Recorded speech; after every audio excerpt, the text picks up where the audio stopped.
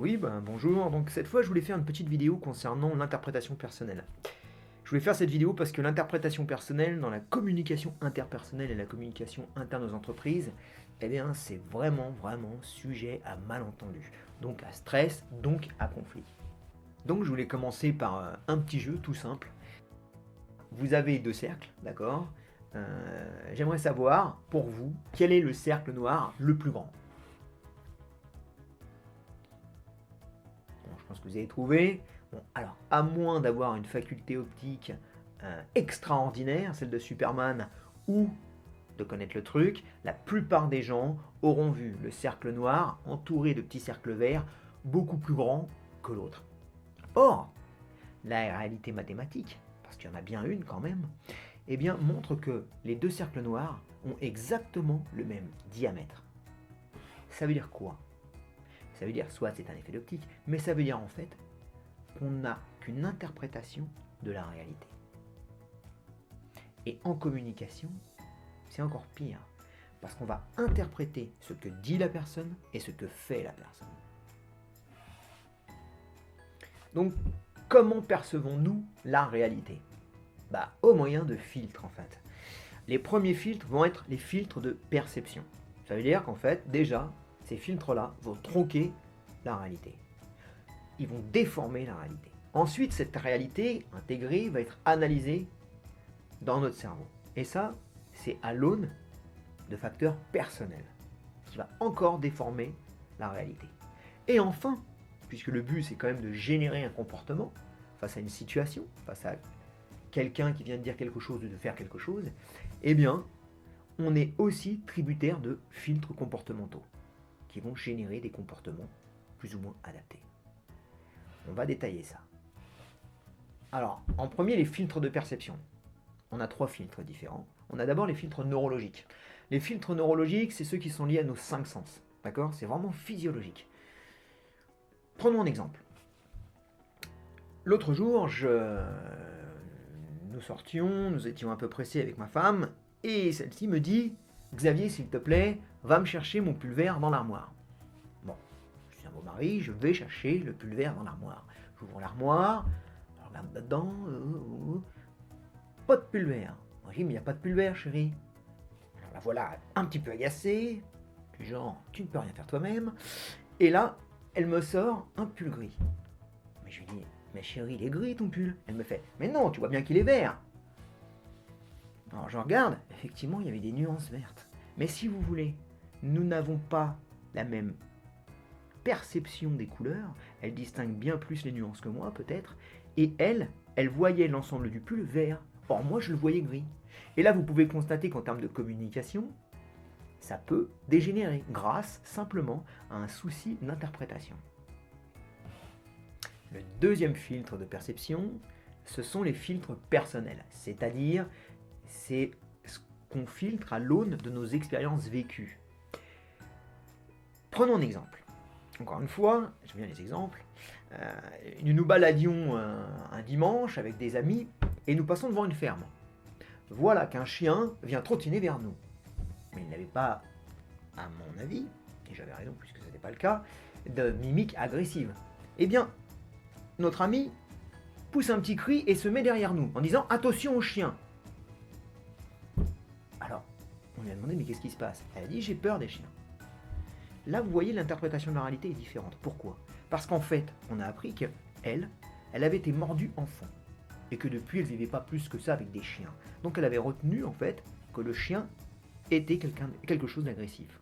Or, nous, qui avions vécu avec des chiens toute notre vie, même si on a eu quelques morsures, on en a encore, on a appris à reconnaître les mimiques du chien. Et on a vu que ce chien trottinant vers nous voulait simplement nous sentir ou limite jouer avec nous. Ce qui a été le cas d'ailleurs.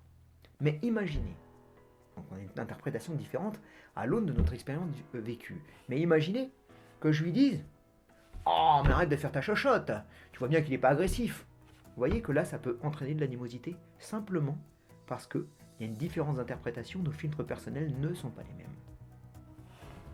Et troisièmement, les filtres socio-culturels. Alors qu'est-ce que c'est que les filtres socio-culturels? C'est simplement les filtres dus à notre culture.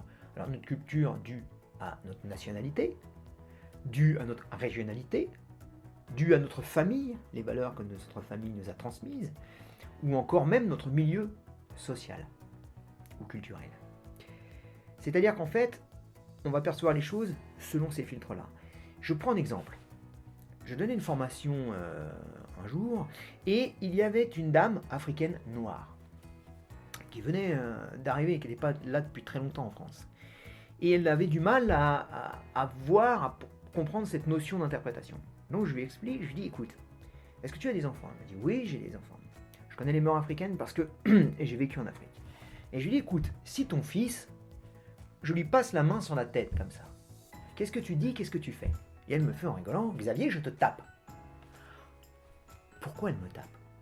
Parce qu'en Afrique, passer la main sur la tête d'un enfant, ça signifie le couper du ciel, le couper de Dieu. Donc c'est lui lancer une malédiction. Et je lui explique, d'accord, toi tu me tapes, mais imagine qu'en France, chez nous, quand on fait ça à un enfant, c'est un signe d'affection, de protection. Est-ce que tu vois bien donc la différence qu'il peut y avoir d'interprétation selon les cultures? Et elle me dit oui. Que vont entraîner ces filtres de perception? Des déformations de la réalité. Notamment une suppression d'une partie de la réalité. On va occulter une partie de la réalité. Prenons par exemple mon amie qui avait peur des chiens, d'accord? Elle a occulté tous les signes qui montraient que le chien n'était pas agressif. Ensuite, il y a la généralisation comme déformation. La généralisation, c'est que par exemple, encore cette femme, elle a généralisé. Il lui est arrivé un problème avec un chien, elle a généralisé, tous les chiens sont dangereux et vont me poser un problème. Et enfin, elle a distordu la réalité. Pourquoi? Pour étayer ses croyances. Quand on lui a dit, mais non, tu vois qu'il n'est pas méchant, elle a dit, si, t'as vu, il est arrivé en courant, agressivement, entre guillemets. En courant, alors que nous, on l'a vu, nous étions plusieurs à le voir, il a trottiné. Donc, il y a même une distorsion de la réalité pour étayer nos croyances. C'est les déformations qui ont lieu. Ces filtres de perception vont faire donc qu'on intègre une réalité déformée. Mais en plus, cette réalité va être analysée à l'aune de facteurs très personnels. Par exemple, la carte du monde. Qu'est-ce que c'est que la carte du monde? En fait, c'est le fait de vivre quelque chose et de l'enregistrer. À chaque fois, ça se passe. On enregistre ce qu'on vit, mais à chaque fois, y est accolée une émotion qui peut générer un sentiment agréable ou désagréable, selon l'intensité de l'émotion aussi. Vous comprenez qu'une émotion peu intense, vous n'allez pas ressentir de sentiment désagréable ou agréable. Mais à chaque fois, une émotion est accolée à ce que vous vivez, à ce que vous enregistrez. Prenons un exemple. Dans une formation, il y a quelqu'un qui me dit de toute façon, foncièrement, lui, j'ai jamais pu le sentir. J'ai jamais pu le sentir. C'est-à-dire que dès le premier regard, ça n'est pas passé. Alors, qu'est-ce qui s'est passé avec cette personne? Eh bien, en fait, cette personne, en voyant son interlocuteur, son interlocuteur lui a peut-être fait penser à quelqu'un avec qui elle avait une maille à partir. C'est-à-dire, peut-être qu'elle avait les mêmes mimiques, la même façon de parler, les mêmes intonations. En tout cas, il y a quelque chose qui lui a rappelé cette personne. Et dans le cerveau, ça s'est mis comme une expérience vécue, et une expérience vécue avec une émotion accolée qui génère un sentiment désagréable. Donc en voyant son interlocuteur, même pour la première fois, il s'est dit, lui, j'accroche pas. Ça, c'est l'émotionnel. C'est l'émotion avant le rationnel. Ça, c'est la carte du monde. La deuxième chose qui entre en jeu dans cette analyse, ça va être la structure de logique personnelle. C'est comment on va gérer, traiter l'information, l'expérience que l'on vit. D'accord? Là, que je prendrais comme exemple, on peut prendre par exemple la femme et l'homme. On sait qu'on n'a pas la même manière réellement de traiter l'information. Je peux prendre un autre exemple, les gens qui vont être bien structurés pour traiter l'information, ils vont avoir, alors là pour le coup on peut dire un peu cartésien, c'est-à-dire qu'ils vont essayer de traiter les choses de façon chronologique, en mettant un ordre dans ces choses-là, alors qu'il y en a qui vont plus être ce qu'on peut appeler le flou artistique. Mais d'un autre côté, ils vont voir les choses de façon plus globale, ou alors par un autre bout. Vous voyez? Donc cette structure de logique personnelle fait aussi que nous interprétons la réalité différemment. Et puis enfin, il y a la structure langagière. La structure langagière, c'est hyper important, parce que c'est grâce à elle qu'on arrive à définir nos pensées, mais définir précisément. C'est-à-dire qu'en fait, la structure langagière, c'est par exemple le nombre de mots de vocabulaire qu'on a à notre disposition pour décrire les choses. C'est la façon dont on va pouvoir orchestrer notre discours, la façon dont on va utiliser la syntaxe, eh bien, plus c'est riche, plus c'est structuré, plus nos pensées seront riches et structurées. Et plus nous aurons et nous pourrons faire une description fine de la réalité. Je prends un exemple là-dessus. Par exemple, vous avez des gens qui ont des traumatismes lors de l'enfance. Et souvent ils disent « j'ai beaucoup de mal à m'en sortir ». Mais pourquoi ? Parce qu'en fait, lors de l'enfance, lorsqu'on a un traumatisme, donc une émotion forte, eh bien en fait, nous n'avons pas la structure langagière suffisante pour réellement verbaliser les émotions accolées à cette situation. Donc, nous ne pouvons pas la préciser ni la décrire réellement. Et forcément, c'est bien plus dur à traiter à l'âge adulte. Alors que quand il nous arrive quelque chose à l'âge adulte, là on est souvent bien plus apte à pouvoir décrire ce qui nous arrive, même à verbaliser notre émotion, et dans ce cas-là, il est plus facile de traiter ce traumatisme-là. Alors maintenant, on a intégré cette interprétation de la réalité, et ça c'est pour quoi faire ? C'est pour en fait générer un comportement face à la personne qui nous a dit quelque chose ou qui a fait quelque chose. Mais même ce comportement est tributaire de filtres comportementaux. Le premier de ces filtres, c'est l'éducation primaire. C'est-à-dire c'est ce qu'on a appris enfant comme manière de répondre dans une circonstance donnée. Je vais prendre un exemple. Lorsqu'on est enfant, beaucoup de gens ont appris à, par exemple, respecter absolument les personnes âgées. D'accord ? Eh bien, imaginez cette situation. Vous êtes dans une queue de supermarché, et là, il y a une petite mamie qui arrive, même de façon un petit peu odieuse, allègrement, qui vous double. Là, comment allez-vous réagir ? La plupart du temps, il y a des gens qui vont ne rien dire, par vraiment respect, et d'autres, toujours par respect, quand même, vont intervenir, mais de façon plus courtoise, de façon plus soft, en lui disant « Excusez-moi, madame, est-ce que vous avez vu, vous m'avez doublé, peut-être ne m'avez-vous pas vu, mais j'étais avant vous. » Voilà, très soft. Maintenant, imaginez la même situation, mais c'est un adolescent qui arrive, un petit peu l'air je m'en foutiste, la bulle de chewing-gum, et qui arrive comme ça, boum, et qui se met devant vous au niveau de la queue. Est-ce que vous allez réagir de la même manière qu'avec la mamie ? Le deuxième filtre comportemental, ça va être le contexte, ce qui nous entoure.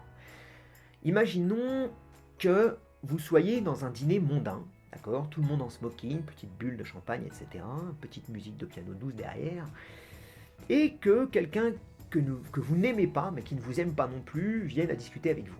Et puis vous lance des piques, commence même à être acerbe et acide avec vous. Vous allez répondre, mais sans doute avec peu de véhémence, et d'une manière assez raffinée. Imaginez que cette même personne fasse la même chose, mais dans un autre contexte. Celui, par exemple, d'un bal populaire, avec une musique endiablée, où tout le monde est très à l'aise. Eh ben, je suis prêt à parier que vous n'allez pas répondre de la même manière.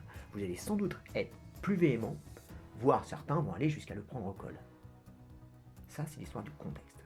Et enfin, le moteur de l'action, l'enjeu de la situation, qui va être vraiment, vraiment influent sur votre comportement. Prenons un exemple. Vous êtes conducteur, vous allez en voiture. Si vous partez en vacances, il n'y a pas réellement d'enjeu à aller vite, à doubler l'autre, etc. Vous savez, vous avez du temps, il fait beau, il fait chaud, vous êtes peinard, vous allez prendre votre temps. Si jamais, par contre, vous êtes en retard au boulot, l'enjeu est important. Vous savez que vous avez un rendez-vous à 9h. Vous savez que si jamais vous n'accélérez pas un petit peu, que quelqu'un vous bloque le passage, etc., vous n'y serez pas. Comment allez-vous réagir ? Bien plus violemment si quelqu'un vous gêne ou vous bouche le passage. Parce que l'enjeu est différent. Voilà. Ce sont les 3 filtres comportementaux qui vont influer sur votre comportement. Donc en conclusion, j'aimerais vraiment que les gens comprennent simplement que l'interprétation de la réalité est vraiment personnelle. Et que comme elle est personnelle, elle peut générer des problèmes de malentendus. Des problèmes de malentendus, de stress et de conflit. Il est très important dans ce cas-là, quand quelqu'un fait quelque chose ou dit quelque chose, de se mettre à sa place, donc de devenir empathique. Pourquoi ?